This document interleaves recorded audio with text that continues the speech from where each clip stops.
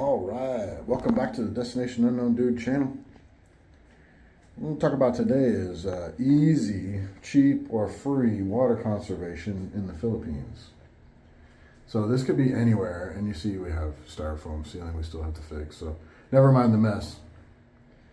But you can do this anywhere in the world, and it basically just amounts to a bucket, and you can use this, we call this a tabo in the Philippines, but it's just a dipper. You can use a cup or whatever you got if you don't have tabo access. But these shower heads that are the rain shower heads are perfect for collecting shower water.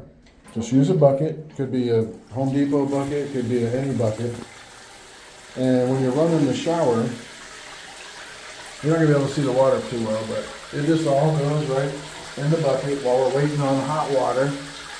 We're collecting it. It works perfect. So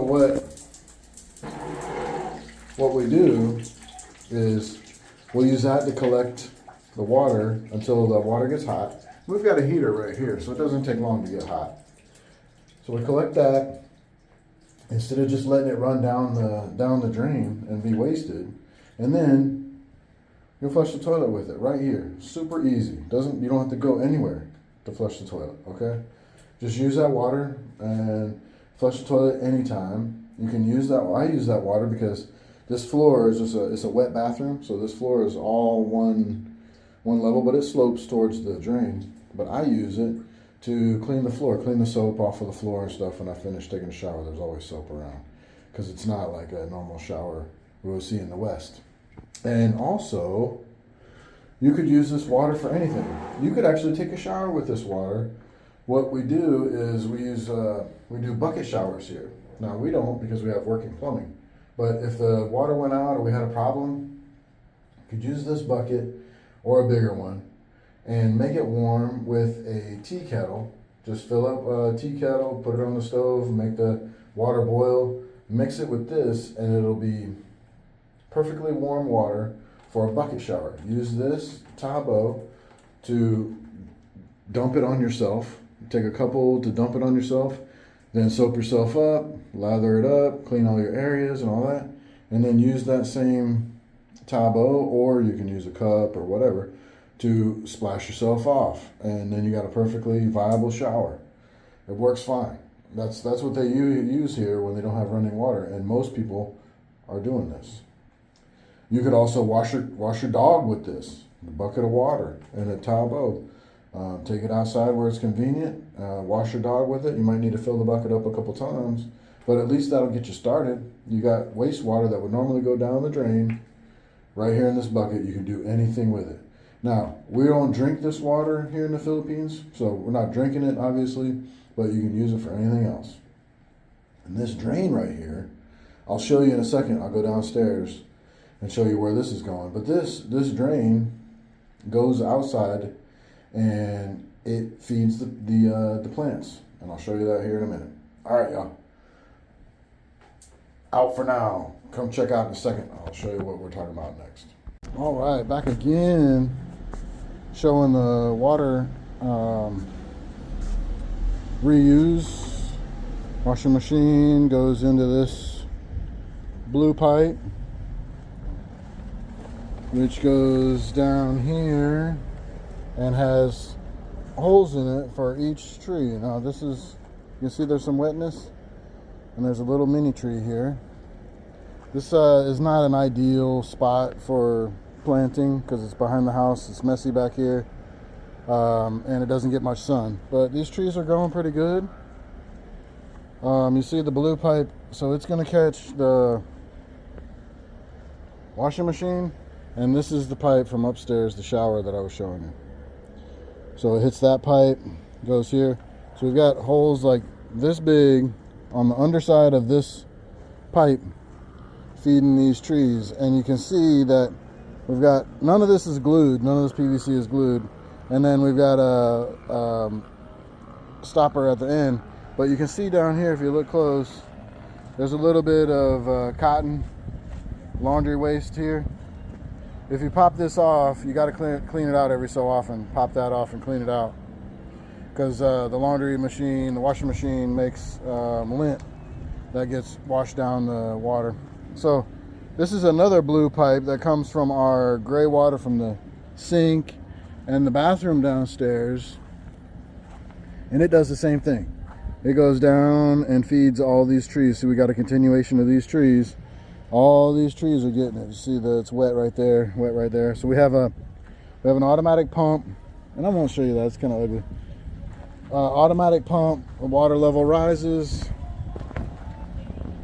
in the cistern over there, and the pump kicks on and knocks it back down, rises, kicks on. And it also takes this gutter into the cistern over there. So we've got it to where this sink's going to it, other plumbing's going to it, and we got ball valves. One, we can kick it over to the neighbor's yard, and the other, which is off, and the other one feeds the trees. So that's what we do with our wastewater here. And that it all starts with just a conservation idea, really. And we're in the Philippines, and if you're paying for water here, it's pretty expensive. And it's the same in the US and other countries. A lot of times you're paying for the water and you're paying for the sewer for them to process that water. So you pay for the water twice. So if you can reduce your consumption of water and reuse it, so what we're doing is we're watering plants with it, so that's less plants we have to water with the hose with drinking water, or not drinking water, but with well water. So we don't pay for our water. We've got a well, but still, it's not a bottomless pit, and it makes me feel good to do whatever little bit of water conservation I can, because a lot of this vegetation, it takes a lot of water to water this, and especially in the US, where you're watering your plants or watering your lawn with drinkable water. You're flushing your toilet with drinkable water. Here, that well water is not drinkable. We have a separate supply of filtered water that we drink, but we try to give the water two uses. So it's used with the laundry, and then it's used for water and plants. The shower water that you saw, used for laundry, used for water and plants. All the gray water in the house is used twice, whether we want to or not. It's watering those plants out there. The septic tank water, that's a whole different thing. That's going to a septic tank. We're not messing with that, obviously. But the gray water is still perfectly usable and fine for watering plants. Even with the soap on it, the plants don't care. As a matter of fact, the plants like it. That's phosphates and fertilizer for them. So we get water usage, and it cost me some money to set up the PVC and make the pump and all that kind of stuff and make all that work. But in the Philippines, you have a problem with gray water, especially if you're in the province. Anyways, like, where are you gonna put it? You got to put it somewhere. When we moved to this property, it was just getting, all of it was just getting pumped into the neighbor's vacant lot over there. Okay, so that's okay for temporary, but that's not really the way we want to do stuff. So we're using it to water plants now. It takes a little bit of effort. We made that cistern, and we got a pump, and we got a backup pump in case that pump dies or gets clogged with crap. So that's what we're doing here.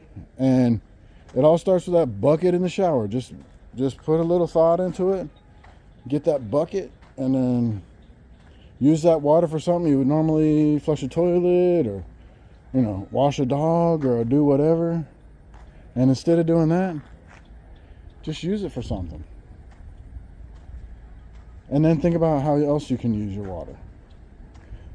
And that's it. That's what we're doing here. All right, y'all. Little water conservation for you. Destination Unknown Dude out. Like, comment, subscribe. See ya.